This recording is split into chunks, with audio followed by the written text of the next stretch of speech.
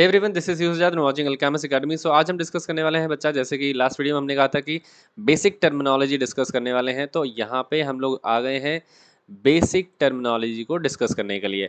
हम one by one जितनी भी टर्मिनोलॉजी मैंने लिखी है, यहाँ पे टर्म्स जितने भी लिखे हैं जो जेनेटिक्स में यूज़ होते हैं, वो सारी चीज़ें हम लोग आसानी से और मज़ेदार तरीके से डिस्कस करने वाले हैं। So without wasting time, let's start the video. Video start करने से पहले अगर मैं कहूँ, अगर आपको पसंद आता है तो प्लीज़ इसको शेयर ज़रूर करिएगा जिन्हें ज़रूरत है इसकी या जिनको देखना है उसके लिए। चलो स्टार्ट करते हैं। सबसे पहला जो टर्म है हमारा वो है जेनेटिक्स। ठीक है, तो हम लोग जेनेटिक्स से स्टार्ट करेंगे। The first term is genetics. हमें समझना है कि व्हाट इज जेनेटिक्स। जेनेटिक्स क्या होता है बच्चा, उसको समझना है। ठीक है, तो यहाँ पे कैसे हम डिफाइन कर सकते हैं व्हाट इज जेनेटिक्स। सिंपल सी लैंग्वेज है, आप देखेंगे ये लैंग्वेज आपने बहुत बार सुनी होगी। The branch of science, the branch of science, the branch of science which deals with inheritance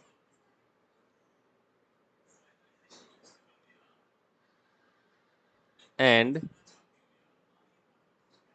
variations is called genetics। मतलब एक ऐसा ब्रांच साइंस का जिसमें क्या क्या स्टडी होती है, क्या क्या चीज़ें डिस्कस की जाती हैं। इनहेरिटेंस और जेनेटिक्स डिस्कस की जाती हैं, यानी सॉरी वेरिएशन डिस्कस किए जाते हैं।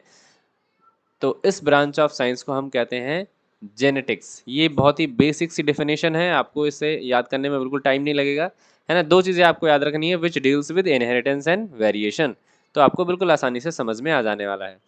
ठीक है, नेक्स्ट जो हमारा है जेनेटिक्स होती है बेटा, ये समझ लेना है आपको, है ना। सारे हम लोग डिस्कस करेंगे तो वन बाय वन डिस्कस करेंगे।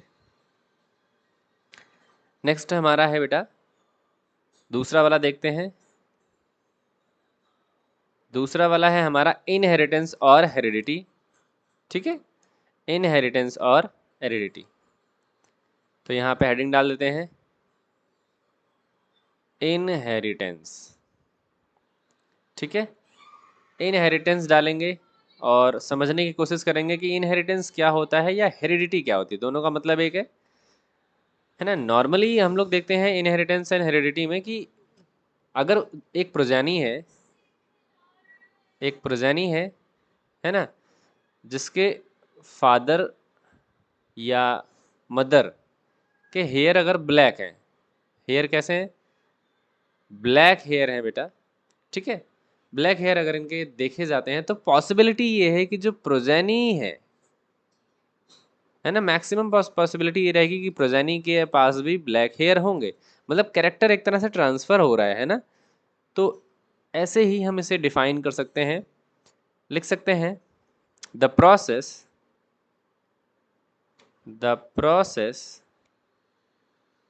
By which,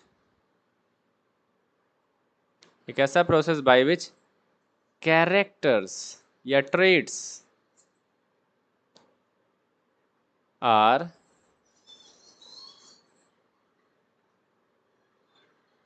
transferred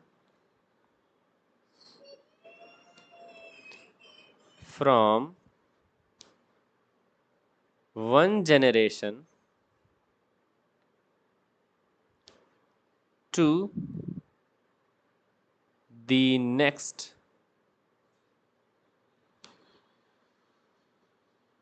generation। ठीक है, एक जनरेशन से दूसरी जनरेशन में कैरेक्टर्स का जो ट्रांसफर हो रहा है, ट्रेड्स का जो ट्रांसफर हो रहा है, इसी प्रोसेस को हम कहते हैं इनहेरिटेंस और हेरिडिटी। और क्या कहेंगे, हेरिडिटी। ठीक है, this process is known as heredity. I hope कि आपको समझ में आया होगा। नेक्स्ट हम लोग देखते हैं, अब क्योंकि कैरेक्टर ट्रांसफर होते हैं तो कैरेक्टर्स सारे एक जैसे तो होते नहीं, there are some variation, there are some changes. तो नेक्स्ट वही है वेरिएशन। ठीक है बेटा। हम लोग नेक्स्ट वेरिएशन को समझते हैं। वेरिएशन क्या है? तो हम कह सकते हैं बच्चा इसमें द डिफरेंसेस, क्या बेटा? डिफरेंसेस, है ना। डिफरेंस कैसे? जो ट्रेड्स में या फिर कैरेक्टर्स में ट्रेड आए, है ना, in trades, the differences in trades of individual of a progeny, comma, from each other and from their parents। मतलब जो कैरेक्टर्स डेवलप हो रहे हैं, जो कैरेक्टर्स आ रहे हैं एक जनरेशन से, जैसे हमने कहा कि अगर एक प्रोजेनी है, ये आपका प्रोजेनी है और ये आपका पेरेंट है, ठीक है। तो पेरेंट की अगर हमने कहा कि इसके पास ब्लैक हेयर है, तो पॉसिबिलिटी ज़्यादा ये है कि अगली जनरेशन में भी ब्लैक हेयर होंगे। बट पॉसिबिलिटी है ना, कंफर्म नहीं है ना। क्यों? क्योंकि यहाँ पे कुछ वेरिएशंस डेवलप हो सकते हैं, क्योंकि सेक्सुअल रिप्रोडक्शन में वेरिएशन आते हैं, ठीक है। हो सकता है यहाँ पे लाइट ब्राउन या ब्राउन कलर डेवलप हो जाए समहाउ, कुछ जेनेटिक चेंजेस की वजह से। तो ये जो वेरिएशन डेवलप हुआ है, ये कैसा है? डिफरेंट है फ्रॉम देयर पेरेंट, है ना, इसके पेरेंट से डिफरेंट है, ठीक है। तो इसी को हम कह रहे हैं वेरिएशन। चेंज जो आया बच्चा, इसी को हम कहेंगे वेरिएशन, ठीक है। आई होप कि आपको समझ में आ रहा होगा। नेक्स्ट कॉन्सेप्ट हमारा फिनोटाइप एंड जीनोटाइप है, ठीक है। तो हम लोग फिनोटाइप एंड जीनोटाइप की बात कर लेते हैं। सबसे पहले फिनोटाइप। फिनोटाइप आपने देखा होगा, फिनो जो वर्ड है या फिनोटाइप का, जो एक्सटर्नल कैरेक्टर्स के लिए देखे जाते हैं, ठीक है। जैसे हम कह सकते हैं द विजिबल या visible expression of genetic constitution. जो भी जेनेटिक कॉन्स्टिट्यूशन है उसका एक विजिबल एक्सप्रेशन देखने को मिलता है, ऑब्वियस सी बात है। और इसी विजिबल एक्सप्रेशन को हम कहेंगे बच्चे क्या? फिनोटाइप, ठीक है। अब फॉर एग्जांपल अगर हम लोग देखने के समझने की कोशिश करें एग्जांपल के लिए, तो हमारे पास मान लेते हैं कि हमारे पास जेनेटिक कॉन्स्टिट्यूशन है किसी चीज़ का, जैसे सिंपल सा मेंडल वाला जो एक्सपेरिमेंट उन्होंने किया है, मोनोहाइब्रिड टॉल एंड शॉर्ट वाला। तो यहाँ पे जेनेटिक कॉन्स्टिट्यूशन है capital T and small T, ठीक है। और एक जेनेटिक कॉन्स्टिट्यूशन है यहाँ पे capital T and capital T, ठीक है। तो दोनों के केस में क्या होगा? ये जो एक्सप्रेशन आएगा या जो विजिबल एक्सप्रेशन आएगा वो कैसा होगा? यहाँ पे टॉल होगा और यहाँ पे भी टॉल होगा। लेकिन अगर जेनेटिक कॉन्स्टिट्यूशन स्मॉल टी है, तो यहाँ पे जो एक्सप्रेशन आएगा वो कैसा आएगा? शॉर्ट आएगा, ठीक है। तो जेनेटिक कॉन्स्टिट्यूशन को एक्सप्रेस करने का जो है विजिबल एक्सप्रेशन है, उसी को हम बोलेंगे फिनोटाइप। आई होप कि आपको क्लियर हो रहा होगा। नाउ अब हम बात करेंगे नेक्स्ट जीनोटाइप, ठीक है। इसी के साथ यहीं पे डिस्कस कर लेते हैं जीनोटाइप क्या होता है बच्चे, उसकी बात करेंगे। जीनोटाइप क्या होगा? जैसे हमने ऊपर डेफिनेशन में लिखी है, तो यही हम कह सकते हैं जेनेटिक कॉन्स्टिट्यूशन, ठीक है, ऑफ इंडिविजुअल। जो उस किसी भी इंडिविजुअल के अंदर जेनेटिक कॉन्स्टिट्यूशन है, जो कोड्स हैं, जो एलील्स हैं या जीन्स हैं, उसी को हम कह सकते हैं उसका जीनोटाइप। और हम क्यों इसके एलील के कॉम्बिनेशन के फॉर्म में लिखते हैं? फॉर एग्जांपल जैसे ऊपर लिखा है, ऊपर क्या लिखा है? कैपिटल टी स्मॉल टी, है ना। एक ये जेनेटिक कॉम्बिनेशन हो गया किसी टॉल प्लांट के लिए, स्मॉल टी ये जेनेटिक कॉम्बिनेशन हो गया किसी डॉफ प्लांट के लिए, शॉर्ट प्लांट के लिए, है ना। तो ये क्या है? एक तरह का जेनेटिक कॉन्स्टिट्यूशन हो गया इसका, ठीक है। आई होप कि आपको समझ में आ रहा होगा, ये इसका एग्जाम्पल हो जाएगा। ठीक है बेटा। नेक्स्ट हम लोग देखेंगे हमारा अगला वाला है mono hybrid and di hybrid. ठीक है, mono hybrid and di hybrid इसको समझते हैं। मोनो हाइब्रिड, यहाँ पे क्रॉस नहीं करेंगे, बस इसको समझेंगे। मोनो हाइब्रिड और क्रॉस। ठीक है, मोनो का मतलब यहाँ पे हो गया सिंगल, आपको पहले से पता होगा ये।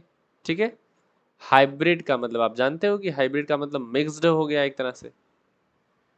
ठीक है, क्रॉस यानी ये सिंगल ट्रेट को चूज करके, सिंगल ट्रेट को चूज करके, सिंगल कैरेक्टर को चूज करके क्रॉस जब कराया जाता है तो उसे हम मोनो हाइब्रिड क्रॉस कह सकते हैं। ठीक है, कह सकते हैं हम व्हेन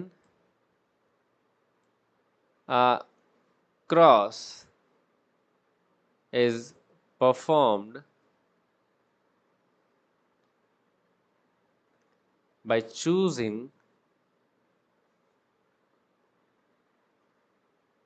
सिंगल ट्रेट, एक सिंगल ट्रेट को चूज करके क्रॉस कराया जाए तो उसे हम मोनो हाइब्रिड क्रॉस बोल सकते हैं। मान लेते हैं कि हम लोग क्या ले लें, शेप ले लें। मान लें सीड का शेप ले लें अगर हम लोग, तो सीड शेप की अगर हम लोग बात करते हैं, सीड शेप की यहाँ पे, तो ये क्या हो जाएगा, सीड शेप में एक तो राउंड होगा एंड एक क्या होगा, रिंकल्ड होगा। ठीक है, तो है तो सीड शेप ही एक ही कैरेक्टर है, और इसको बेसिस बना के फिर हम राउंड एंड रिंकल्ड में क्रॉस करवाएं तो यहाँ पे इस क्रॉस को बोला जाएगा mono hybrid cross. Is it clear? I hope कि आपको समझ में आ रहा होगा। तो मोनो हाइब्रिड क्रॉस को हम सिंगल ट्रेट को चूज करके कराते हैं। ठीक है ना। नेक्स्ट पॉइंट हम लोग देखेंगे di hybrid cross. Di hybrid cross क्या होता है? Di hybrid cross. ठीक है, डाई हाइब्रिड क्रॉस का मतलब यहाँ पे समझ में आ ही रहा होगा आपको, जैसे पिछले वाले टॉपिक में था कि मोनो, यहाँ पे था डाई। डाई का मतलब डबल या डुअल है ना, एक तरह से डबल। तो यहाँ पे डबल का मतलब ये है डबल ट्रेट, दो ट्रेट, यानी अ पेयर ऑफ ट्रेट कह सकते हो। अ पेयर ऑफ ट्रेट, एक पेयर ऑफ ट्रेट को चूज करके क्रॉस कराया जाए, मिक्स किया जाए उनको, तो वो बोलेंगे हम डाई हाइब्रिड क्रॉस। तो इसके बारे में भी हम लोग सीखते हैं। When cross is performed by choosing a pair of trade, है ना, एक पेयर ऑफ ट्रेड को चूज करके अगर क्रॉस कराया जाए तो हम कहेंगे वो डाई हाइब्रिड क्रॉस। एग्जाम्पल के लिए समझते हैं, जैसे अभी उसमें राउंड लिया था और रिंकल्ड लिया था, ये एक ट्रेड था। अब दूसरा ट्रेड ले लो इसी में, जैसे सीड का कलर, तो सीड का कलर कैसा था, येलो और ग्रीन था। तो इस तरह से एक पेयर बन गया, इनके बीच में क्रॉस कराते हैं तो ये क्या कहलाएगा, डाई हाइब्रिड क्रॉस कहलाएगा। ठीक है, this is a di hybrid cross. I hope कि आपको समझ में आया होगा। क्रॉस वगैरह सब कुछ हम लोग करेंगे, लेकिन ये एक जनरल आइडिया हम आपको दे रहे हैं कि डबल मतलब डाई हाइब्रिड क्या है, मोनो हाइब्रिड क्या है, ये सारी चीज़ें हम लोग समझने की कोशिश यहाँ पे कर रहे हैं। ठीक है, आई होप कि वीडियो काफ़ी लंबा हो गया होगा, 10-12 मिनट का तो हो गया होगा। तो आगे वाले वीडियो में यानी नेक्स्ट पार्ट में हम लोग देखेंगे अदर जो टर्मिनोलॉजी है उसको। सो आई होप कि आपको समझ में आया होगा। मिलते हैं नेक्स्ट वीडियो में। Till then keep smiling and keep learning.